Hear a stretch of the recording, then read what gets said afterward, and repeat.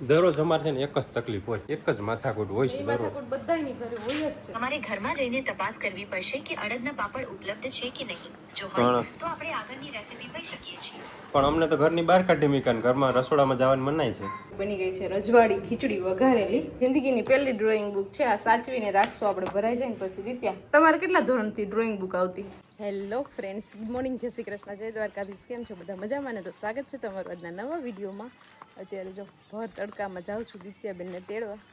જમી લીધું છે અને હવે દિત્યાને તેડવાનો ટાઈમ થઈ ગયો છે. આગળ 2 જ મિનિટમાં આપણે પહોંચી જઈશું દિત્યાબેનની સ્કૂલે.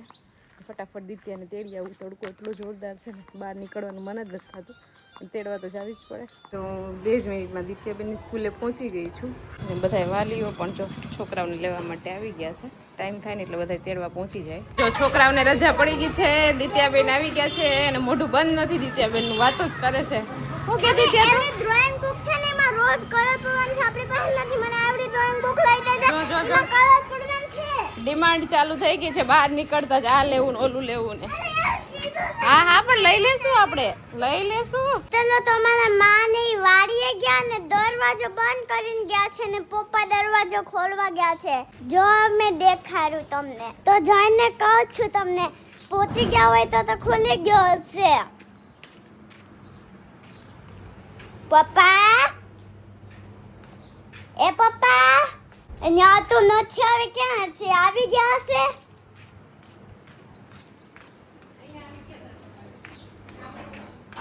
જો તો અહીંયા પપ્પા આવી ગયા છે. હું ત્યાં ગોતવા ગઈ ને અહીંયા પહોંચી ગયા.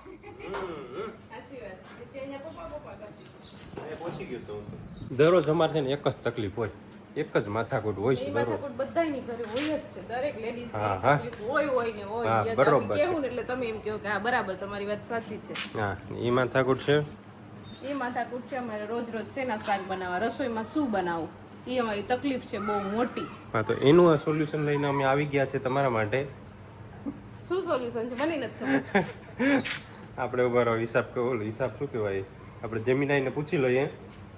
કેમ ગયું જમીને કે અમને અઠવાડિયાનું પ્લાન કરીને દે કે શું શું અમારે સવાર બપોર સાંજ 3 ટાઈમ ખાવાનું બનાવવું જોઈએ. 3 ટાઈમની 2 ટાઈમનું રાખો ને, એટલું ટાઈમનું વધુ ન ખવાય પછી, બરોબર?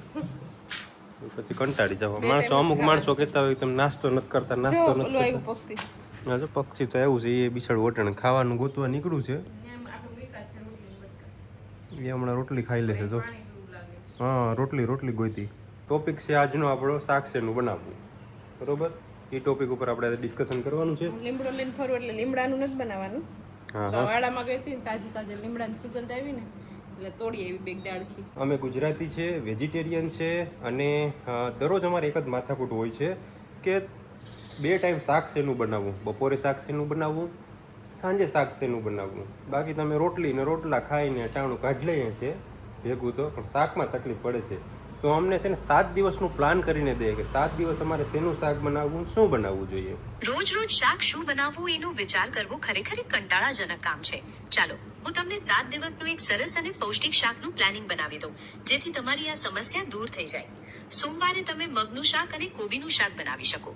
મગ પ્રોટીનથી ભરપૂર છે, જ્યારે કોબીજમાં ફાઈબર હોય છે, જે પાચન માટે સારું છે.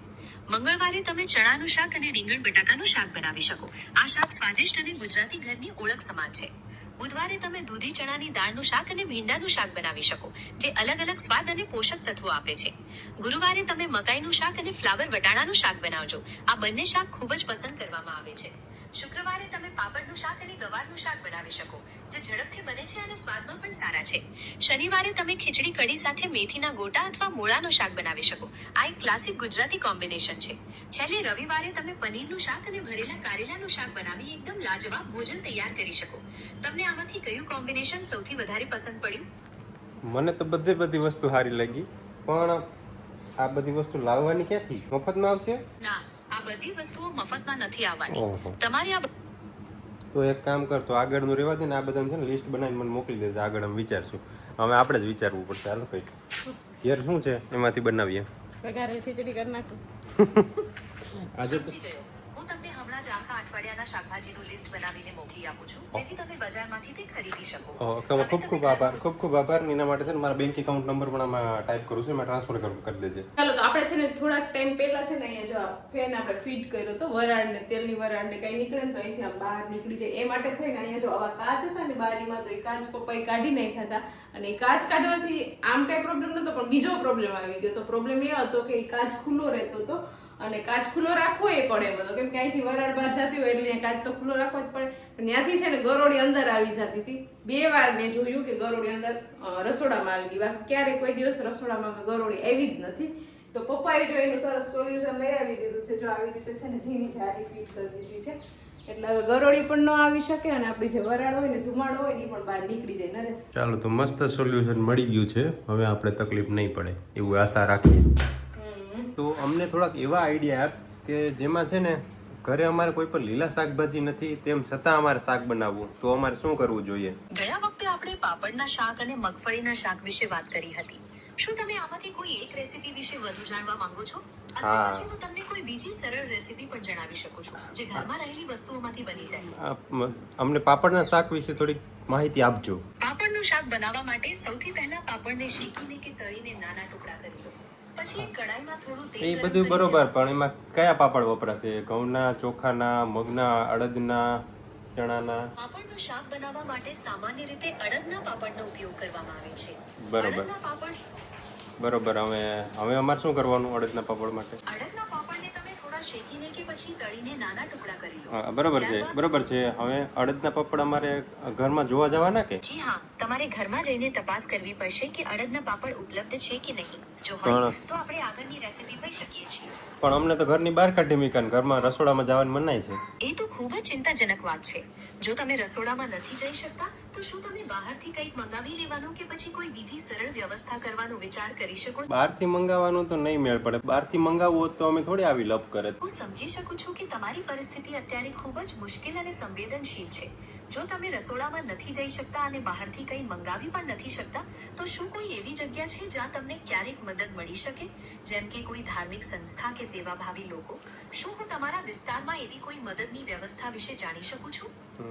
હા, અમારી બાજુમાં છે ને યુગ રહે છે, તો યુગના ઘરે હું જમી આવું. જો યુગ તમારા પડોશી છે અને તમારી સાથે તેમના સંબંધ સારા છે તો તમે તેમની સાથે વાત કરી શકો છો. ચાલો તો ફાઇનલી આપણે છે ને નક્કી કરી લીધું છે કે શું બનાવવાનું છે. તો અમારે બનાવવાનું છે ખીચડી. જેવી તેવી ખીચડી નથી બનાવવાની. જો આપણે છે ને વઘારેલી મસ્ત ખીચડી બનાવવાની છે, બધી દાળામાં મેં એડ કરી. આપણે અલગ પ્રકારની ખીચડી બનાવવાની છે. આની પહેલા આપણે એકવાર બહાર જમવા ગયા હતા ને ત્યારે જે અલગ પ્રકારની 350 ની કે 350 ની કે 700 ગ્રામ જેટલી ખીચડી હતી એ ખાધી હતી. પછી એ યાદ રહી ગઈ, યાદ રખાવી જલપાને. યાદ રહી જાય ગમે વસ્તુ ખાવ ને એકવાર જો કે આવી ખીચડી આપણે બનાવવાની છે. પછી એવી ખીચડી આપણે બનાવી હતી, એકવાર બનાવી હતી આપણે, પણ ત્યારે વિડીયો દેખાડી હતી. એકવાર બનાવી હતી ત્યારે નહીં દેખાડી હોય, પણ એ બહુ મસ્ત બની હતી. એમ એવી નરેશને બહુ ખીચડી ભાવવા માંડી. બાકી નરેશને દિત્યા છે ને ખીચડી નથી ખાતા એટલે એને ખીચડી ખવડાવવા માટે મારે કંઈક અલગ બનાવવું પડે. અલગ ખીચડી હોય ને એટલે પછી હજી આમાં વઘારની બધી તૈયારી આવશે. પહેલા એને બાફી લઈશ ને પછી એનો વઘાર થાય. બની જાય ને પછી હું તમને બતાવીશ. હા, અત્યારે રેસીપી નથી ઓલું કરતા, પછી આપણે ક્યારેક રેસીપી શેર કરશું. હા, જાણવી હોય ને રેસીપી તો કોમેન્ટ કરજો, બરાબર ને? અને અત્યારે જો મમ્મી પપ્પા માટે મસ્ત ગ્રીન ભાજી બને છે પાલકની. બધું બનશે, ખીચડી બનશે, રોટલી બનશે, ભાજી બનશે, બધું બનશે. તો મારું જમવાનું ન બનાવતા? કેમ? હું તો યુગ ને કહેતા જમવા. હા, શું છે તમારે ઘર જમવાનું? જે હોય જે હોય આપણે સામેથી ન કે કોઈ દિવસ કે હા વાંધો નહીં આવજો, હવે અમે નહીં આવી જાય તારી ઘરે. સામેથી કહેતો હોય તો કે વાંધો નહીં આવજો જમવા. આજ હું જવાનું જ યુગ ની ઘરે સામેથી. ઈ સામેથી ન કહે તો હું આપણે જવાનું જ ને. આજ હું સામેથી જાય. ચાલો તો અહીંયા જો મસ્ત પાલકની ભાજી બની ગઈ છે અને અહીંયા આપણી બની ગઈ છે રજવાડી ખીચડી વઘારેલી. મસ્ત જો કાજુ ને ધાણા ને માખણ ને બધું નાખી યમ્મી ખીચડી બની છે. હવે ગરમ ગરમ છે ને તે આપણે અહીંયા જમવા બેસી જાય. ગરમ ગરમ હોય ને તો જ મજા આવે જમવાની.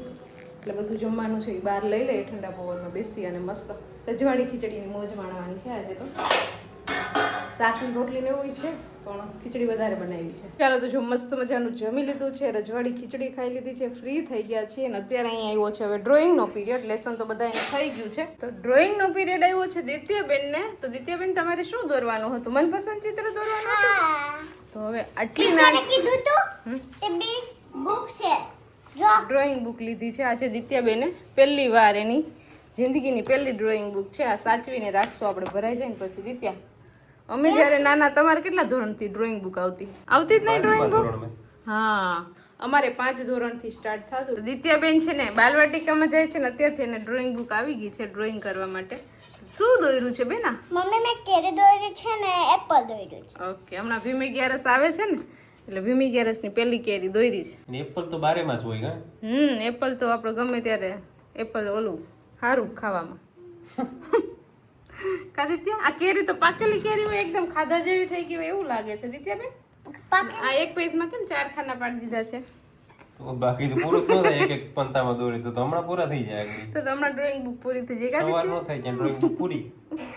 હા તો દિત્યાબેન ને મસ્ત જો ડ્રોઈંગ તો તાર પપ્પાએ કર્યું કે તે કર્યું? મેં દોર્યું હે મેં દોર્યું હા કલર પૂરતા જો દિત્યાને આવડી ગયા છે સરસ કલર પૂરા છે. લાઇનિંગ ની બહાર ન જવા જોઈએ પણ થોડા થોડા આજે શીખે છે એટલે ચાલે બરાબર.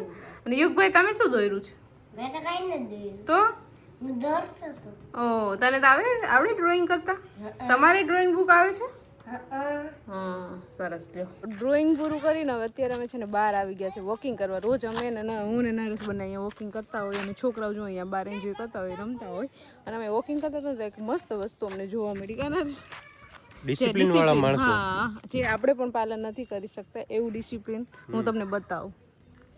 જો અહીંયા 1 2 3 4 ચારે 4 ડોગી અહીંયા સૂતા છે કૂતરા સૂતા છે અને સૂતા પણ કેવા એક જ લાઈનમાં જો જરાક આડાવડા નથી. કેમ બાકી નરેશ અત્યારે ચાર્જ કરે છે બેટરી. થોડી વાર પછી સિક્યુરિટીમાં ધ્યાન આપશે. પછી રાતે એટલો અવાજ કરતા હોય ને કે આપણી ઊંઘ બગાડી નાખે પણ એ સારું છે વફાદાર છે પ્રાણી. આપણી શેરીમાં કોઈ આવ્યું હોય ને તો ખબર પડી જાય આ લોકોના લીધે. હા બધાનું ધ્યાન રાખે આપણે આરામથી સૂઈ શકીએ. ચાલો તો બહાર થોડી વાર ઠંડી હવામાં આપણે મસ્ત વોકિંગ કરી લીધું ને હવે આવી ગયા છીએ અંદર. અને દિત્યાની લોકો તો હજી બહાર છોકરાઓ બધા રમે છે ને મારે થોડું કામ છે એડિટિંગનું તો એ પતાવશું અને હવે છે ને પછી દિત્યાને બોલાવી અને સુવડાવી દો કેમ કે સવારે પાછું વહેલું ઉઠવાનું હોય એટલે. તો હવે વિડીયોને અહીંયા એન્ડ કરી દઈએ. તો તમને આજનો અમારો આ વિડીયો કેવો લાગ્યો કોમેન્ટ કરજો, લાઈક કરજો, શેર કરજો અને જો ચેનલમાં નવા હોય તો સબસ્ક્રાઈબ કરજો. આવતીકાલે મળીશું નવા વિડીયો સાથે. ત્યાં સુધી બાય, ગુડ નાઇટ.